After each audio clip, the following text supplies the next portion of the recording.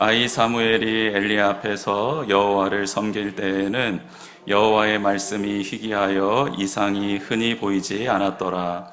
엘리의 눈이 점점 어두워 가서 잘 보이지 못하는 그때에 그가 자기 처소에 누웠고 하나님의 등불은 아직 꺼지지 아니하였으며 사무엘은 하나님의 궤에 있는 여호와의 전 안에 누웠더니 여호와께서 사무엘을 부르시는지라.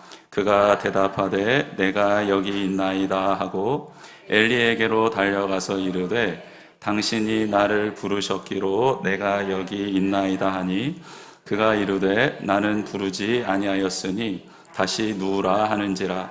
그가 가서 누웠더니 여호와께서 다시 사무엘을 부르시는지라.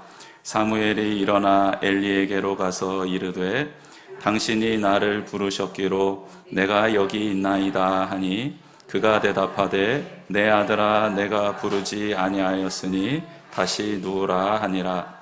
사무엘이 아직 여호와를 알지 못하고 여호와의 말씀도 아직 그에게 나타나지 아니한 때라. 여호와께서 세 번째 사무엘을 부르시는지라. 그가 일어나 엘리에게로 가서 이르되 당신이 나를 부르셨기로 내가 여기 있나이다 하니 엘리가 여호와께서 이 아이를 부르신 줄을 깨닫고 엘리가 사무엘에게 이르되 가서 누웠다가 그가 너를 부르시거든 내가 말하기를 여호와여 말씀하옵소서 주의 종이 듣겠나이다 하라 하니 이에 사무엘이 가서 자기 처소에 누우니라. 여호와께서 임하여 서서 전과 같이 사무엘아 사무엘아 부르시는지라. 사무엘이 이르되 말씀하옵소서 주의 종이 듣겠나이다 하니 여호와께서 사무엘에게 이르시되 보라 내가 이스라엘 중에 한 일을 행하리니 그것을 듣는 자마다 두 귀가 울리리라. 내가 엘리의 집에 대하여 말한 것을 처음부터 끝까지 그날에 그에게 다 이루리라.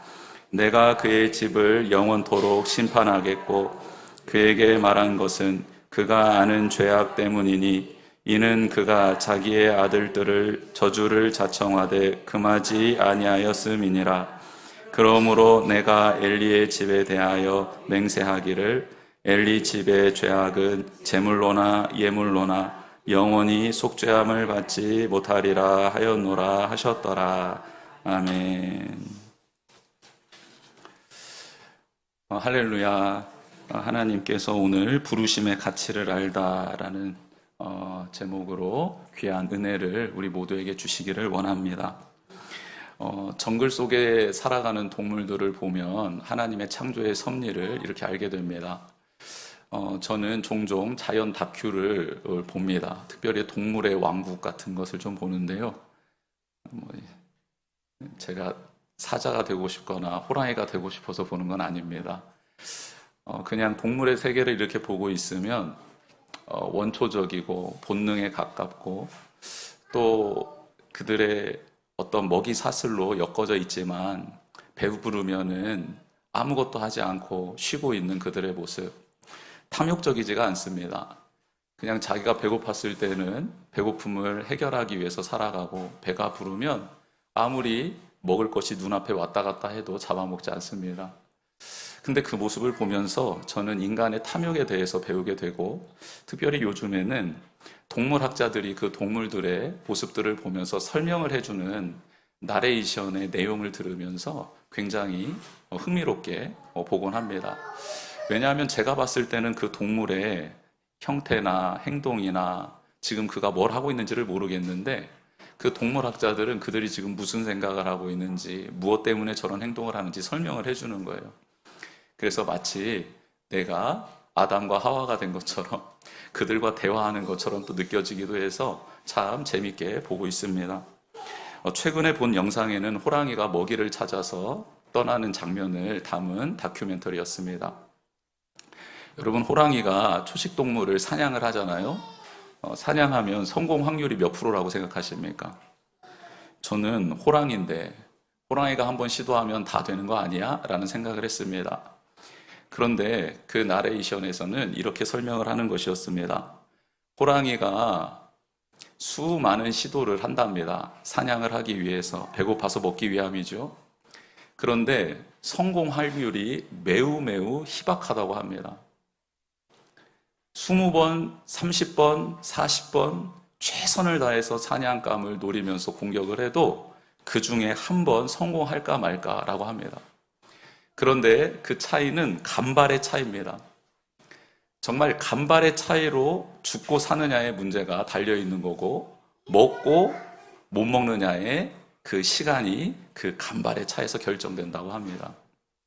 근데 호랑이가 사냥을 할 때 성공 확률이 매우 높을 때가 있다고 합니다. 그것은 초식 동물들이 짝짓기를 하는 시간에는 굉장히 사냥 성공 확률이 높다고 합니다. 그 초식 동물들이 경계를 하고 있을 때에는 간발의 차이로 많은 승률로 잡히지 않게 되지만, 짝짓기를 할 때, 즉 본능에 충실하게 되고 경계심이 늦춰졌을 때에는 그만 호랑이의 밥이 되고 만다라는 것이죠. 저는 그 설명을 들으면서 역시 하나님은 자연을 통해 우리에게 메시지를 전하고 계시는구나 라는 것을 깨닫게 되었습니다. 여러분, 우리도 영적으로 깨어 있을 때에는 마귀가 오는 것, 마귀가 와서 시험하고 나를 넘어뜨리는 것을 정확하게 분별할 수 있어서 하나님의 말씀처럼 마귀를 대적할 수 있습니다. 너 마귀 떠나가라. 그럼 떠나갑니다. 이건 하나님의 말씀입니다. 사랑하는 성도 여러분, 마귀와 싸울 일이 아닙니다. 마귀와 힘들게 겨룰 필요가 없습니다. 우리가 씨름할 것은 하나님의 은혜, 하나님의 약속의 말씀을 성취하기 위하여 하나님 앞에서 씨름하는 것은 허락되어 있는데, 마귀와 씨름하는 것은 허락되어 있지 않습니다. 마귀는요, 오면 대적하여 물리치면 그만입니다.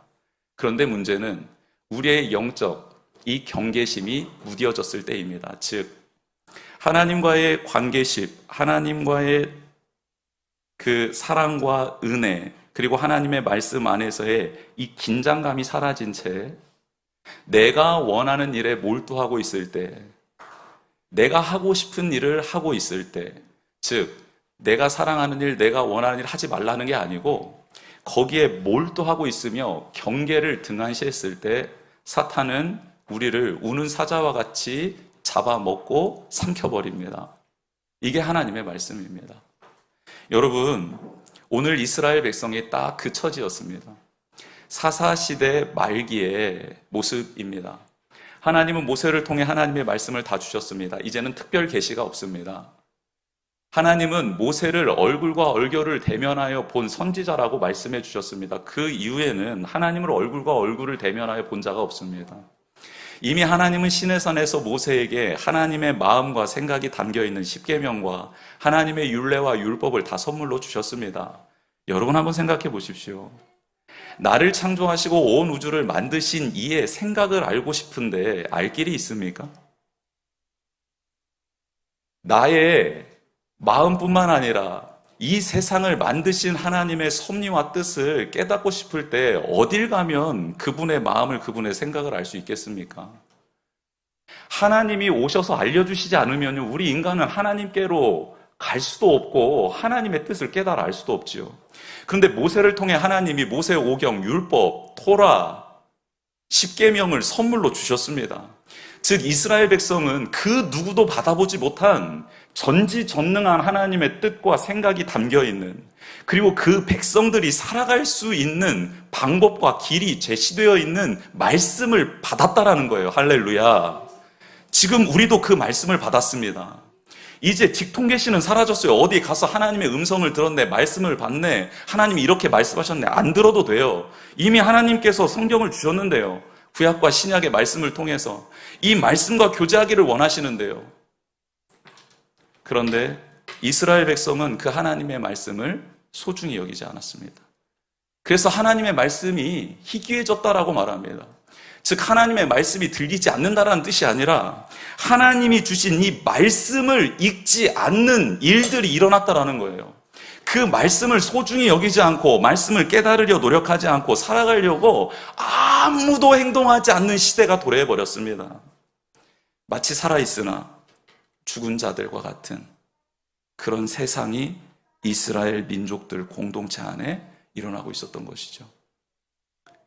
그때 하나님은 하나님의 사람을 준비시켰습니다.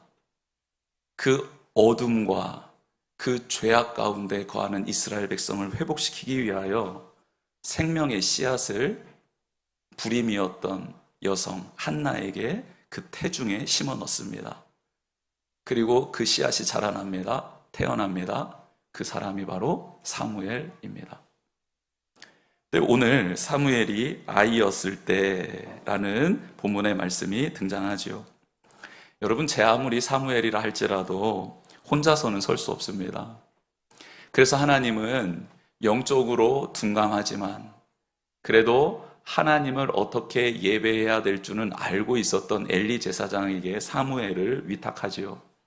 그래서 사무엘은 그 엘리 제사장 밑에서 하나님을 섬기는 법을 배웁니다.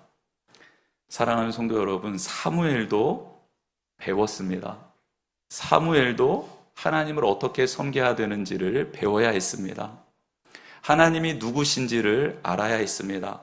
말씀을 읽고 묵상하는 법을 배워야 비로소 말씀의 뜻을 깨달아 알 수 있었어요. 그럼 우리는 어떻게 해야 될까요? 여러분, 우리도 배워야 합니다. 여러분, 저도 신학을 하고 또 신대원을 졸업하고 또 목회적 그 어떤 현장에서의 실전을 익혀왔던 저입니다. 그런데도 저도 지금도 배웁니다. 첫지브릿지라는 공동체를 만나게 해주셔서 그곳은 개척하신 목사님들이 모여서 함께 신학을 배우고 또 목회적인 도움을 받고 또 질문을 하고 또 어려움을 나누고 해결책을 같이 찾아가는 모임인데요. 초교파적으로 모이고 있습니다. 꼭 대한예수교 장로의 통합뿐만 아니라 합동, 성결, 침례, 다양한 교파가 같이 모여서 목사님들끼리 모여서 같이 공부를 하고 신학을 배우고 또 그렇게 목회적인 나눔들을 하면서 서로 배워가고 알아가고 하는 시간들을 갖고 있습니다.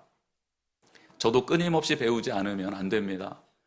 여러분, 우리 성도님들도 하나님 알기를 계속 힘쓰셨으면 좋겠습니다. 하나님의 말씀을 연구하고 묵상하고 그리고 요즘에는 주석도 참 잘 나와 있습니다. 도움받을 수 있는 책들도 많이 있습니다. 근데 책 보기 귀찮고 주석 보기 귀찮으면 누구를 찾으면 됩니까? 누구를 찾으면 됩니까? 아니요, 목사님 찾기 전에 샘지기를 꼭 찾아주시기를 부탁드리겠습니다. 그리고 사역팀 지기를 꼭 찾아주시기를 부탁드리겠습니다. 그래서 거기서 나눴는데도 뭐가 해결이 안 된다. 그러면 누굴 찾으시면 됩니까? 네, 그때는 우리 박정남 목사님이랑 유가람 목사님을 찾아주시기를 바랍니다. 얼마나 똑똑하시고 얼마나 지혜로우시고 얼마나 신학 공부를 많이 하셨는지 모릅니다. 거기에서 다 해결이 날 겁니다. 그리고 난 다음에도 해결이 안 된다. 그럼 누굴 찾으시면 됩니까? 그때는 주님을 찾으셔야 됩니다. 주님을. 그때 저를 찾아와야 저한테는 답이 나오지 않습니다. 우리 두 목사님이 답을 안 해주셨다면 저도 모릅니다. 여러분, 배우기를 힘쓰셔야 합니다. 여러분, 과거에 제자 훈련했던 거, 사역 훈련했던 거, 선교 훈련했던 걸로 지금 울고 먹고 계십니까? 이제 그만 울고 드십시오. 하나님이 놀라십니다. 야, 이미 거기서는 나올 게 없다. 야, 너는 매일매일 만나를 먹으라고 했지. 언제 어제 거 만나 먹으면서 구더기 있는 거 그거 씹어먹고 냄새 나는 거 씹어먹고 그거 끌어안고 살라고 했니? 하나님이 놀라십니다. 사랑하는 성도 여러분, 배우셔야 합니다. 도움을 받아야 합니다. 깨달아야 합니다. 예수님께서 제자들을 부르실 때 나를 따라오라고 했습니다. 왜 따라오라고 했을까요? 따라가야 하나님의 나라에 대한 가르침을 받을 수 있기 때문입니다. 하나님의 나라를 직접 살아가는 예수님의 모습을 보고 본받을 수 있었기 때문입니다. 예수님은 제자 훈련하자, 선교 훈련하자, 이런 훈련하자는 말씀 안 하셨어요. 나를 따르라고 했습니다. 그냥 보여주시겠다라는 거예요. 삶으로 가르치겠다라는 뜻입니다. 정말 대단하시죠? 여러분, 우리는 정말 예수님을 따라가고 있습니까? 다른 걸 따르고 다른 걸 쫓고 있지 않습니까? 그래서 주식에는 빠삭한 것 아닙니까? 그래서 이 세상 돌아가는 정치판은 빠삭한 것 아닙니까? 이 세상이 원하는 것에 대해서, 패션에 대해서, 유행에 대해서 빠삭한 것 아닙니까? 그런데 정말 하나님에 대해서 빠삭하십니까? 하나님의 말씀에 대해서 빠삭하십니까? 하나님이 지금 나에게 뭘 원하시는지, 우리 공동체에 위해서 무엇을 원하시는지, 이 나라와 민족을 위해서 어떻게 기도해라고 말씀하시는지 그것에 대해서 빠삭하십니까? 오늘 사무엘의 모습을 통해서 하나님 우리에게 말씀하십니다. 너희들도 배우고 익히기에 나를 알기에 힘썼으면 좋겠다 말씀해 주십니다. 이 초대에 아멘으로 응하시는 우리 모두가 되기를 주님의 이름으로 축복합니다. 한 집사님에게 참 좋은 뜻밖의 이야기를 듣게 되었습니다. 한 집사님께서 목사님 제가 수요 성경 공부는 참여하지 못하지만 레위기 말씀을 통해 그 성경 공부를 통해 많이 회복됐습니다. 그런데 제 주변에도 하나님을 알고 싶어하는 사람이 있는데 혹 이 목사님 올려주셨던 말씀들을 나눠도 되겠습니까? 됩니다. 무조건 됩니다. 그냥 흘려 보내주십시오. 혹 제가 유튜브로 올리지 않았던 음원이 있으면 보내드리겠습니다 라고 말씀드렸습니다. 우리 교회 성도들은 말씀을 안 들어요. 그런데 타 교회 성도들은 들어요. 예수님이 고향에서 환대받지 못했다라는 말씀이 이런 말씀인가 싶습니다. 제가 우리 성도님들에게 무서워서 물어보질 못해. 엊그저께 수요 성경 공부 내용 잘 들으셨죠? 이렇게 물어보질 못하겠어. 무서워서. 아니요? 라고 말하면 큰 상처가 될까 봐. 사랑하는 성도 여러분, 사모하셔야 됩니다. 애쓰셔야 합니다. 그래야 하나님이 그 마음을 받아주시는 것이죠. 여러분, 사무엘은 아이였는데 엘리 제사장은 나이가 많아 늙게 되었다라고 하며 엘리의 눈이 점점 어두워졌다라고 말씀합니다. 여러분, 이것은 시력을 잃었다라는 뜻이 아닙니다. 하나님의 말씀이 희귀해지고 하나님의 이상이 보이지 않았던 때를 엘리 제사장, 대제사장의 눈이 어두워졌다라는 말씀으로 매칭을 시키고 있는 겁니다. 대제사장인데 하나님과 교제하는 법을 잃어버렸습니다. 하나님의 영광을 보지 못합니다. 말씀을 깨닫지 못하는 상태가 되었다라는 뜻이죠. 사랑하는 성도 여러분, 이와 대조되는 사람이 있지요. 모세입니다. 신명기 34장 7절에는 모세가 120세가 되어 하나님께 부름을 받았다라는 내용이 나와 있고 거기에는 이렇게 분명한 하나님의 말씀이 기록되어져 있습니다. 눈이 흐리지 않았다. 여러분, 모세는 120세가 되었는데 눈이 흐리지 않았다. 여러분, 시력이 좋았다라는 뜻이 아닙니다. 하나님의 영광을 볼 수 있었고 하나님과 교제할 수 있었고 하나님의 말씀을 통해 하나님의 뜻을 깨닫고 순종할 수 있는 사람이었다라는 뜻입니다. 사랑하는 성도 여러분, 우리도 끝까지 하나님을 바라볼 수 있고 말씀을 깨닫는 눈이 흐려지지 않기를 간절히 축복합니다. 엘리의 눈은 점점 어두워져 갔지만 하나님의 등불은 꺼지지 않았다라는 하나님의 말씀이 있습니다. 성소에 있는 금촛대, 거기에서 기름이 떨어지지 않아서 거기에는 불이 지금 등불이 타오르고 있었다라는 뜻인데 그와 동시에 하나님의 생명의 빛이, 소망의 빛이 이스라엘을 향해 비추고 있었다라는 의미입니다. 어린 사무엘이었지만 하나님은 그 사무엘을 바라보시며 그를 감싸 안고 있었고 그를 통해 이스라엘 백성을 회복시키고자 하는 하나님의 거룩한 뜻이 있었고 성취되고 있다라는 하나님의 말씀입니다. 여러분, 인간적으로 봤을 때에는 이스라엘 백성 소망이 없습니다. 무덤 속에 있습니다. 죽은 자와 같습니다. 그런데 여러분, 예수님께서 무덤에 거하셨을 때 하나님이 예수님을 죽음의 권세에서 건져내시고 부활시키셨습니다. 즉 하나님은 다시 죽은 자를 살리실 수 있습니다. 그 하나님의 빛이 이스라엘을 비추고 있고 어린 사무엘을 비추고 있는 한 이스라엘 백성은 다시 회복될 줄 믿습니다. 지금 이 빛이 우리를 비추고 있습니다. 우리 성도님들을 비추고 있습니다. 우리 교회를 비추고 있습니다. 그래서 우리를 통해 우리의 가정이 살아나게 될 줄 믿습니다. 우리의 기업이, 우리와 함께하는 이들이 회복될 줄 믿습니다. 우리 교회를 통해 이 지역이, 우리 교회를 통해 이 나라와 민족과 열방이 하나님의 말씀 안에서 생명을 얻고 더 풍성해지는 놀라운 은혜와 역사를 경험하게 될 줄 믿습니다. 그래서요, 한나는 불임이었던 자신의 간절한 고백을 들으시고 하나님이 응답해 주셨다 해서 여호와께서 들으셨다라는 뜻으로 사무엘이라는 이름을 아이에게 지어준 것입니다. 사랑하는 성도 여러분, 생명의 빛 되신 예수 그리스도가 우리 안에 계시고 우리는 그 예수 그리스도의 이름으로 기도하는 겁니다. 그러니 하나님의 뜻대로 기도하는 우리의 기도를 하나님께서 반드시 응답해 주실 줄 믿습니다. 엘리는 자기 처소에 사무엘은 하나님의 궤가 있는 여호와의 전에서 잠이 들었다라고 성경은 말하고 있습니다. 여러분, 집에서 자는 것보다 교회에서 자는 게 더 신령하고 영적으로 좋다라고 이렇게 해석하시면 안 됩니다. 이 말씀을. 집에서 예배 드리는 것은 하나님이 안 받으시고 성전에서 예배 드리는 것은 하나님이 받으시고 그런 뜻이 아닙니다. 여러분, 엘리가 처소에 있었다라는 것과 사무엘이 여호와의 전에서 잠을 잤다라는 것보다 더 중요한 것은 여호와의 궤가 성전에 있었다라는 뜻입니다. 즉 여호와의 궤에 방점이 찍혀져 있습니다. 여호와의 궤는 무엇이냐면 하나님의 임재, 하나님의 영광을 상징합니다. 즉 하나님께서 은혜로 베풀어 주시고 무한한 사랑으로 우리를 돌봐주시는데 그것에 대하여 우리가 감사하며 반응하고 하나님을 경외하며 즐거워하는 하나님과의 인격적인 신앙의 라포가 형성되어 있는 것을 언약궤로 하나님의 궤로 설명하고 있습니다.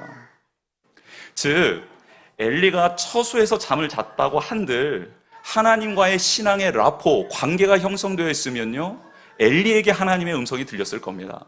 만약 사무엘이 성전에서 잠을 자고 있었지만 하나님과의 영적 라포가 형성되어 있지 않으면 아무리 성전에서 잠을 잤어도 하나님의 음성을 듣지 못했을 겁니다.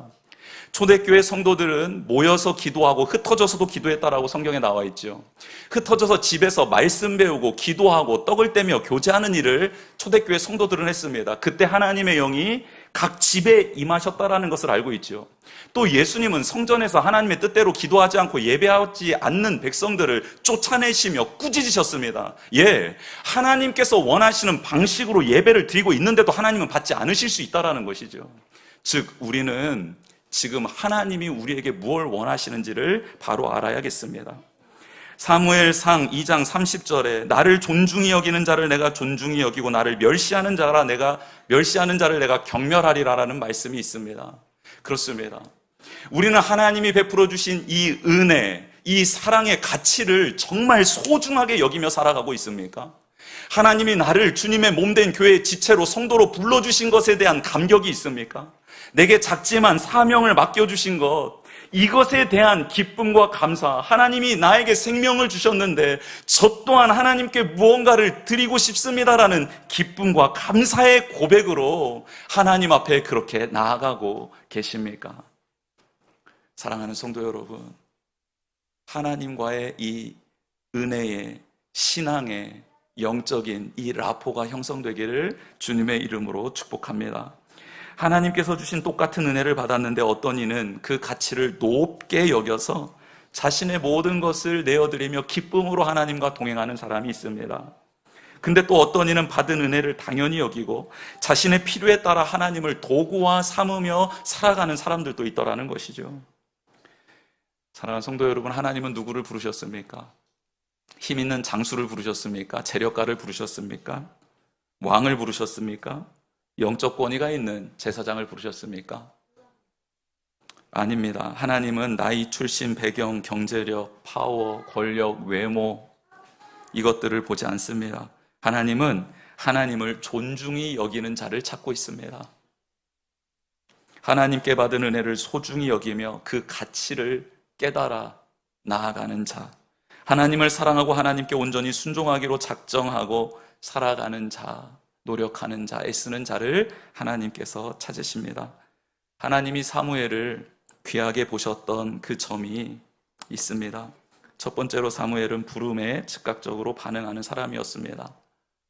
두 번째로 사무엘은 말씀을 잘 듣는 사람이었습니다. 세 번째로 사무엘은 말씀을 자신의 생명보다 소중히 여기며 순종하는 사람이었습니다. 하나님이 말씀하시는데 즉각적으로 반응합니다. 물론 하나님의 음성인 줄을 알지 못했지요. 엘리가 부르는 줄 알았습니다. 그런데 그 누가 부르든 그는 즉각적으로 반응할 수 있는 사람이었고 그 태도는 하나님 앞에서도 동일하게 진행되어 나가죠. 말씀을 참 잘 들었던 사무엘입니다. 엘리가 가르쳐준 대로 하나님 앞에 나아가잖아요. 또 하나님이 주신 말씀을 그대로 가감없이 엘리에게 전달합니다. 근데 이렇게 엘리에게 전달할 때 두려운 마음이 있었습니다.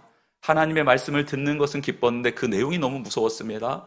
자기의 스승인 대제사장인 엘리의 가문이 망한다라는 내용이었기 때문이지요.